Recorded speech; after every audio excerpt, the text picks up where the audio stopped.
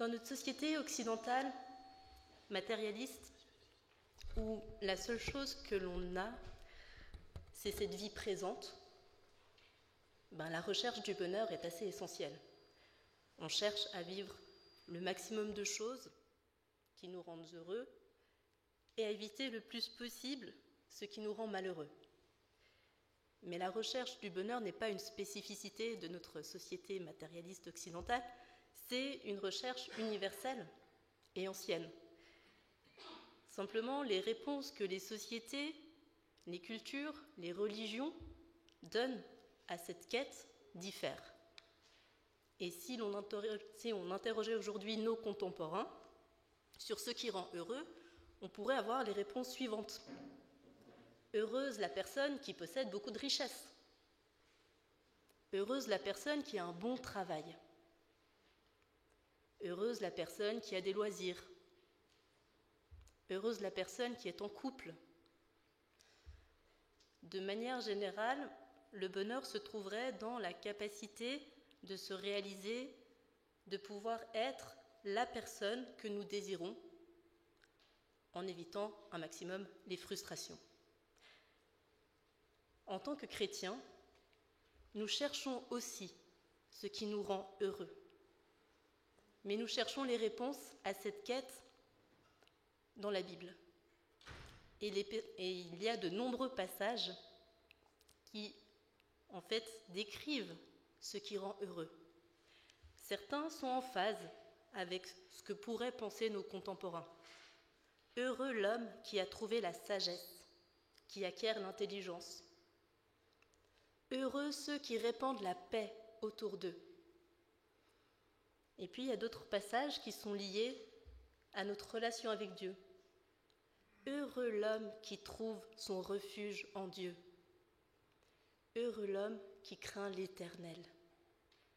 Heureux l'homme qui fait confiance à l'Éternel. Heureux l'homme dont la faute est effacée.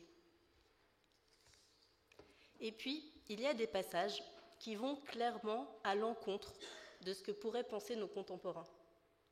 Heureux ceux qui se reconnaissent spirituellement pauvres. Heureux ceux qui sont opprimés pour la justice.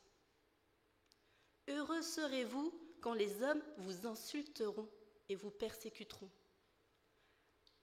Le passage que nous allons méditer ce matin est plutôt de cet ordre. Nous le trouvons dans l'épître de Jacques, heureux l'homme ou la femme qui tient ferme face à la tentation. On va prendre pour commencer la tentation au sens d'une mise à l'épreuve, une situation où le chrétien est placé devant le choix du bien ou du mal. Nous vivons dans une société où les contours de ce qui est bien et mal sont assez flous, et l'idée de tenir ferme, de résister à certaines tentations n'est pas forcément mise en avant. Le curseur est plutôt mis sur nos désirs, faire ce que l'on souhaite, la satisfaction immédiate de nos plaisirs, ce serait ça, le bonheur. Et on nous encourage à suivre les désirs de notre cœur et surtout à ne pas chercher à les réprimer, parce que ce serait plutôt là la source de notre malheur. La liberté est mise sur un piédestal, la liberté comme la possibilité de faire tout ce que l'on veut. On nous dit que nous pouvons faire ce que nous voulons faire, que nous pouvons être qui nous voulons être, quitte à changer de sexe, pourquoi pas. Et il n'est pas tellement question de savoir si c'est bien ou mal. Il y a cette idée que si nous le désirons, c'est forcément bon. Et nous pouvons aimer qui nous voulons, nous pouvons choisir à qui nous voulons ressembler, nous pouvons changer de conjoint si nous pensons qu'un autre nous rendra plus heureux. Tout est mis en œuvre dans notre société occidentale pour que nous passions une vie entière à courir après tous les plaisirs que nous offre cette planète. La sexualité, les voyages, les loisirs, la richesse, les possessions. Mais Jacques, dans son épître, nous dit autre chose. Et je vous invite à lire les versets 12 à 18 du chapitre 1 de Jacques. Heureux l'homme qui tient ferme face à la tentation. Car après avoir fait ses preuves, il recevra la couronne du vainqueur, la vie que Dieu a promise à ceux qui l'aiment. Que personne, devant la tentation, ne dise « c'est Dieu qui me tente », car Dieu ne peut pas être tenté par le mal, et il ne tente lui-même personne. Lorsque nous sommes tentés, ce sont les mauvais désirs que nous portons en nous qui nous attirent et nous séduisent. Puis, le mauvais désir conçoit et donne naissance au péché. Or, le péché, une fois parvenu à son plein développement, engendre la mort. Ne vous laissez donc pas égarer sur ce point, mes chers frères et sœurs. Tout cadeau de valeur, tout don parfait, nous vient d'en haut, du Père des Lumières, et en qui il n'y a ni changement, ni ombre due à des variations. Par un acte de sa libre volonté, il nous a engendrés par la parole de vérité, pour que nous soyons comme les premiers fruits de sa nouvelle création.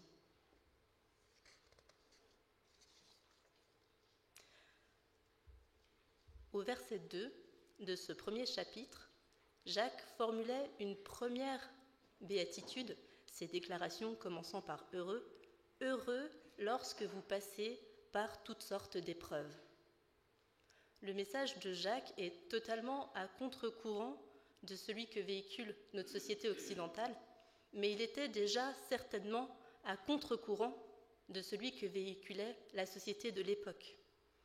En fait, cet épître s'intéresse aux besoins des chrétiens qui devaient résister aux pressions les poussant à faire des compromis avec le monde, et en particulier en ce qui concerne l'utilisation des richesses. Donc cette lettre reste d'une grande actualité aujourd'hui. Combien de fois avons-nous cédé aux tentations qui nous entourent? Combien de fois avons-nous pensé que ce que nous propose le monde est tout à fait valable pour nos vies? Jacques veut nous avertir, nous sommes du monde lorsque nos désirs prennent le dessus sur nos valeurs chrétiennes, lorsque nous prions par exemple pour obtenir quelque chose d'égoïste, quand les plaisirs et les richesses deviennent un but en soi. Mais avant d'aller plus loin, revenons à ce terme de tentation. On a défini la tentation comme une mise à l'épreuve d'une personne. Et le texte nous dit que la tentation ne vient pas de Dieu, car Dieu ne peut être tenté par le mal et il ne tente lui-même personne. Dieu est saint, il a le mal en horreur et il en est totalement éloigné. Mais d'autres textes parlent pourtant de mise à l'épreuve de la part de Dieu. Il s'agit donc dans un premier temps de définir de quelle mise à l'épreuve nous sommes en train de parler. La Bible nous montre des exemples où Dieu éprouve son peuple en le plaçant dans des situations qui font apparaître la qualité réelle de sa foi. Pour ne citer qu'un exemple, on peut prendre celui de Genèse 22, où Dieu mit Abraham à l'épreuve lorsqu'il lui demanda de sacrifier son fils Isaac. Mais l'objectif de Dieu était dans ce cas d'affermir Abraham, de faire grandir sa confiance en lui et en son amour, et aussi de lui permettre de replacer Dieu à la bonne place dans son cœur. Et en restant fidèle, Abraham a fait ses preuves et a été approuvé par Dieu. Mais dans notre texte, il ne s'agit pas de mise à l'épreuve pour tester la foi. Il s'agit de la tentation de choisir et de faire ce qui est mal. Et quand on pense à la tentation, on pense plutôt à une autre personne que Dieu, on pense plutôt au diable, parfois présenté comme le tentateur, et c'est peut-être le récit de Genèse 3 qui nous vient à l'esprit avec le serpent qui tente Ève. Depuis toujours, le diable a voulu détourner l'homme et la femme de la volonté de Dieu, les poussant à mal gérer leurs désirs naturels. Et un de ces désirs est de vouloir décider par nous-mêmes ce qui est bon pour nous. D'ailleurs, notre texte ne mentionne pas directement le diable pour expliquer l'origine de nos tentations. Le lien est indirect, Jacques met la lumière sur ce qui se passe au-dedans de nous depuis la chute. Donc si on revient au texte, lorsque nous sommes tentés, nous dit Jacques, ce sont les mauvais désirs que nous portons en nous qui nous attirent et nous séduisent. Depuis la chute, le cœur de l'homme a perdu sa pureté. Depuis là, nous sommes portés vers la satisfaction de nos désirs égoïstes. C'est un peu moi d'abord. Et Jacques nous parle de l'attirance et de la séduction qui viennent des mauvais désirs. Ce qui nous tente a toujours l'air bon. Sinon, ce ne serait pas tentant. Et Steve Brown, dans son livre Centré sur Jésus, nous rappelle que chaque personne a des besoins réels et profonds. Chacun de nous est conçu avec de nombreux besoins. Amour, valorisation, appartenance, connexion, sécurité et bien d'autres encore. Tous ces besoins sont légitimes. Cependant, derrière chaque tentation se cache une offre contrefaite qui prétend à tort satisfaire nos besoins. L'offre prétend souvent qu'elle peut nous satisfaire plus rapidement et mieux que tout autre. Mais la tentation, en soi, n'est pas un péché. Jacques continue. Lorsque nous sommes tentés, ce sont les mauvais désirs que nous portons en nous qui nous attirent et nous séduisent, puis le mauvais désir conçoit et donne naissance au péché. Jésus lui-même avait mis l'accent sur ce qui se passe au-dedans de nous, dans Matthieu 15 au verset 19, car c'est du cœur que proviennent les mauvaises pensées, les meurtres, les adultères, l'immoralité, le vol, les faux témoignages, les blasphèmes. On peut se poser la question, quels sont les mauvais désirs que nous portons en nous ? J'imagine qu'ils prennent des formes différentes chez chacun d'entre nous, même s'ils peuvent avoir la même racine de l'égoïsme, de l'orgueil. Dans un sermon, le 4 février 1968, pour donner un exemple, Martin Luther King a parlé du désir de reconnaissance. Et c'est quelque chose qui, moi, me parle particulièrement. Le fait d'être le premier de la course, d'attirer l'attention sur soi, de recevoir les distinctions. Et ce qu'il disait sur la publicité qui nous fait croire que pour être quelqu'un, il nous faut tout ce qu'on nous vend, est toujours d'une actualité 50 ans après, c'est assez fou. Mais voilà, ce sont peut-être d'autres désirs qui vous viennent à l'esprit. Ces désirs, si nous ne résistons pas, peuvent donner naissance au péché. Tenir ferme face à la tentation est ainsi présenté par Jacques comme une source de bonheur, parce que si on relit la suite, céder à la tentation a des conséquences graves. Lorsque nous sommes tentés, ce sont les mauvais désirs que nous portons en nous qui nous attirent et nous séduisent, puis le mauvais désir conçoit et donne naissance au péché. Or, le péché, une fois parvenu à son plein développement, engendre la mort. Il est question de notre vie.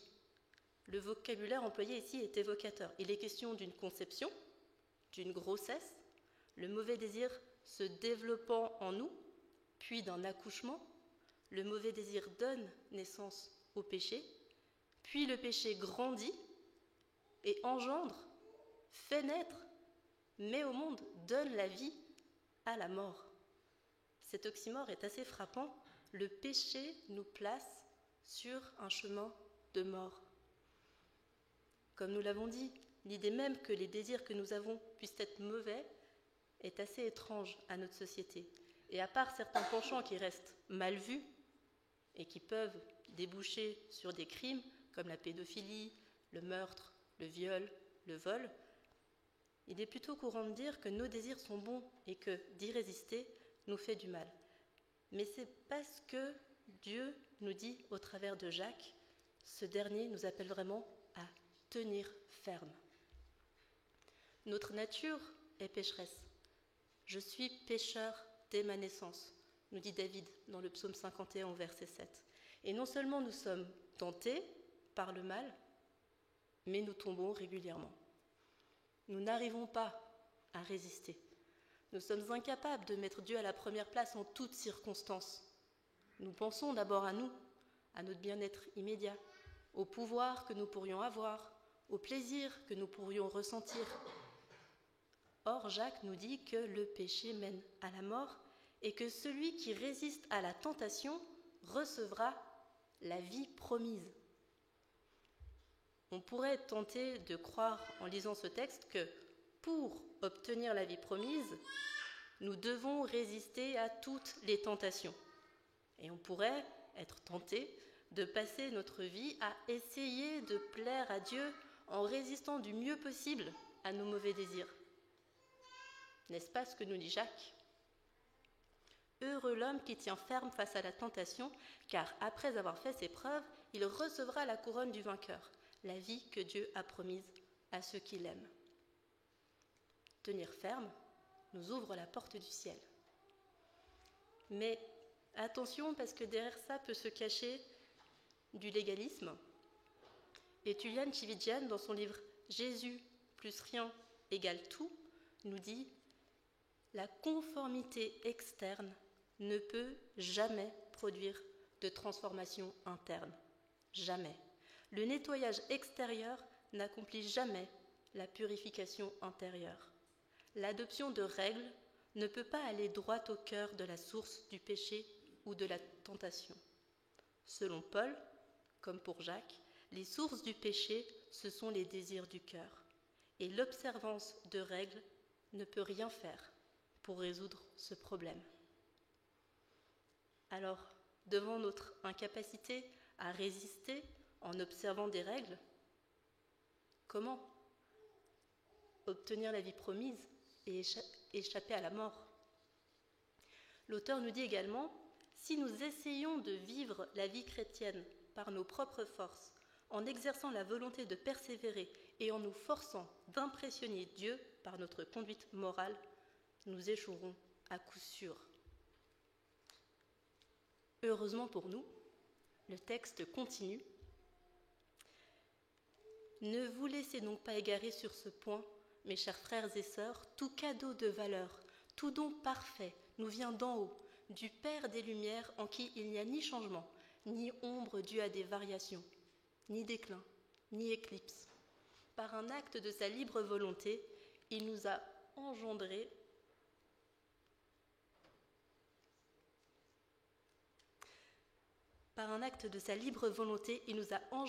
par la parole de vérité pour que nous soyons les premiers fruits de sa nouvelle création.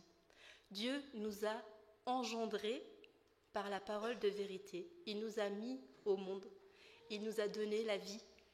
Et cette affirmation est au passé. La vie promise nous est acquise. Et comment l'a-t-il fait ? Par la parole de vérité. Et qui est cette parole de vérité ? Jean nous donne la réponse en présentant Jésus au tout début de son évangile. Au commencement était celui qui est la parole de Dieu. Il était avec Dieu et il était lui-même Dieu. Et dans Jean 14 au verset 6, Jésus se présente comme le chemin, la vérité, la vie. Jésus a été tenté et a résisté pour être l'agneau parfait, sacrifié pour nous. Il a porté une couronne d'épines. Il a souffert pour vaincre le péché et la mort. Et il est effectivement vainqueur. Il a triomphé du mal et est ressuscité pour nous donner cet accès à la vie promise. Il est le don parfait qui nous vient d'en haut. Il est le cadeau de la plus grande valeur. Et il nous offre la victoire à nous qui sommes incapables de l'obtenir par nos propres forces. Tullian Tchividjian explique « Cela veut dire que notre accueil auprès de Dieu ne se gagne pas par nos réussites et ne se perd pas par nos échecs.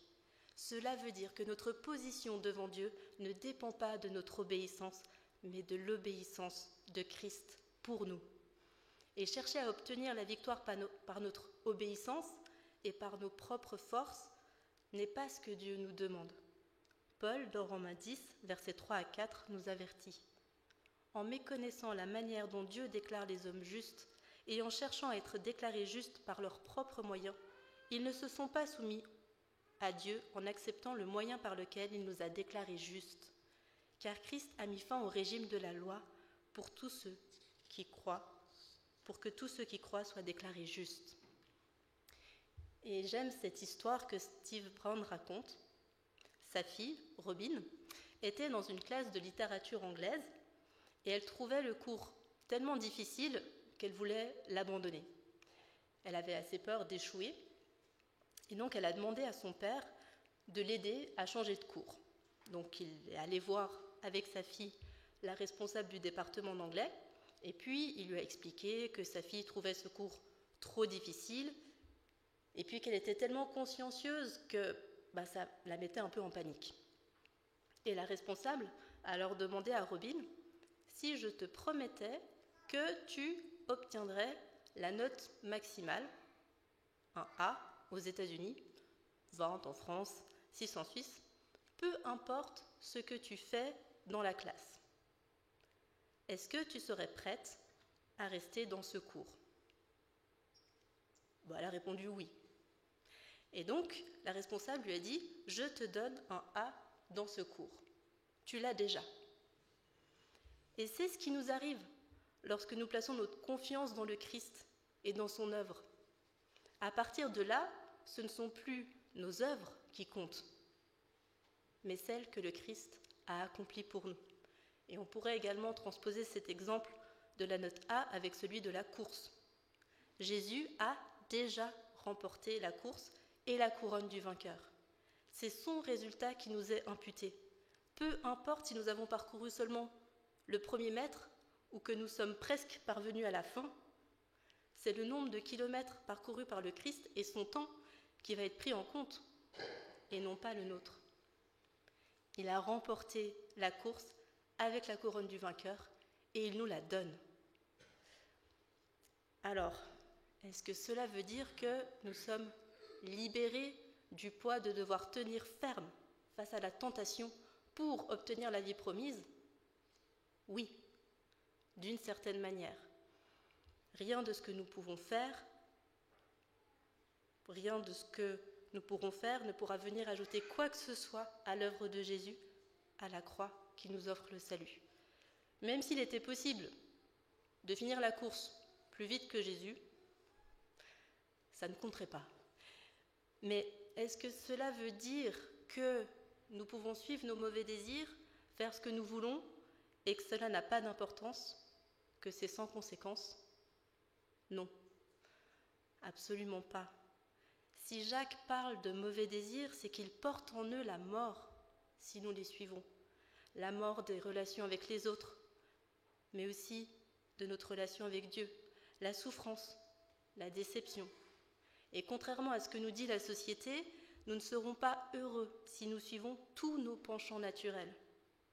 Faire tout ce que l'on souhaite sans nuire aux autres et sans nuire à soi-même est impossible. L'être humain est un être fondamentalement social. Nous sommes interdépendants et nous sommes surtout dépendants de Dieu. Et donner libre cours à nos mauvais désirs nous éloigne du Dieu saint qui ne peut pas approuver notre comportement. Steve Brown rappelle que le péché exerce une influence sur nous et nous affecte. Le péché peut littéralement nous tuer et nous pouvons être sûrs qu'il causera toujours des dégâts. Il nous prive de notre liberté et nous réduit en esclavage. De plus, nous devons affronter la culpabilité, la honte et ses conséquences. Le péché se répand comme l'eau d'une fuite et impacte les autres. Il creuse un fossé entre nous et Dieu dans notre relation quotidienne. Mais alors, quelle voie suivre ? L'objectif de la responsable du département d'anglais, en attribuant la note A à Robin, c'était qu'elle apprenne, qu'elle progresse. Et Robin a effectivement progressé en obtenant parfois, par elle-même, des A. Dieu veut notre bien. Et il sait que nos mauvais désirs ne nous rendent pas heureux. Il souhaite que nous puissions bénéficier du meilleur cours, du meilleur exemple pour avancer sur son chemin de vie. C'est Christ qui a été tenté en tout point comme nous et qui a résisté, qui nous permet à notre tour de résister par la puissance de son esprit, parce que son amour nous motive, il est tout. Lorsque nous cherchons par nos propres efforts à faire le bien, nous nous épuisons et nous n'obtenons pas de résultats. Mais lorsque nous avouons notre incapacité à faire le bien et que nous nous accrochons au Christ, à sa vie, à sa victoire, il peut nous donner de vaincre sur nos mauvais désirs. Il peut nous transformer nos pensées, notre cœur. C'est bien la foi en son œuvre qui nous sauve et non pas nos réalisations. Nous sommes libérés du poids de devoir réussir. Jésus a réussi pour nous. Mais libérés de ce poids, nous comprenons de mieux en mieux quelle est la vie à laquelle nous sommes appelés et combien elle est bien meilleure que celle qui consiste à suivre nos propres voies. Face à la tentation, recherchons en Dieu ce qui nous fera réellement du bien. Détournons les regards de ce que le monde nous offre pour regarder ce que Dieu nous offre. Reconnaissons notre nature pécheresse, notre volonté de vivre sans Dieu et de décider nous-mêmes ce qui est bon pour nous attacher à Dieu. Reconnaissant notre besoin d'être renouvelé, notre dépendance, notre incapacité à changer sans Dieu. Et laissons son esprit nous transformer. Encourageons-nous mutuellement à cultiver notre intimité avec Dieu. Encourageons-nous en nous rappelant mutuellement toutes les richesses que nous possédons en lui, à nous réjouir en Christ. Partageons nos difficultés et les victoires du Christ et exposons nos désirs à la parole de vérité. Christ a été tenté. Il sait ce que nous traversons. Nous pouvons faire appel à lui. Nous pouvons nous appuyer sur notre Dieu qui ne change pas, qui est lumière, qui ne décline pas, qui ne s'éclipse pas quand tout va mal. Jacques au chapitre 4 au verset 7 nous dit encore « Soumettez-vous donc à Dieu, résistez au diable, et il fuira loin de vous. » Il y a deux chemins, celui qui consiste à suivre ce qui vient du dedans de nous et qui peut nous mener à la mort, et celui qui consiste à nous attacher au Christ et qui mène à la vie. Que nous soyons convaincus que ce que Dieu nous offre est bien meilleur que ce que le monde nous offre, que tout cadeau de valeur, tout don parfait nous vient de lui. Que nous soyons convaincus que ce que Dieu nous offre vaut la peine et que notre obéissance découle de notre foi et non de notre volonté de gagner notre salut. Dieu nous aime, même lorsque nous ne progressons pas. Et nous pouvons être reconnaissants. Nous pouvons nous réjouir, car nous ferons partie de sa nouvelle création. Dieu a un magnifique plan de salut. Il viendra moissonner et récolter tous ceux qui se sont attachés au Christ pour les prendre dans son royaume. Nous avons accès à la vie promise et en attendant, nous sommes appelés à porter du fruit. Heureuse la personne qui ne cherche plus son bonheur dans le monde, mais qui a trouvé la source de sa satisfaction en Christ et qui prend son plaisir en Dieu. Et pour terminer, je vous invite à un temps de réflexion avec cette question. En quoi le Christ remplace-t-il avantageusement nos aspirations actuelles? Le fait d'être aimé, le plaisir, la valorisation, l'approbation, le pouvoir, la quête de sens.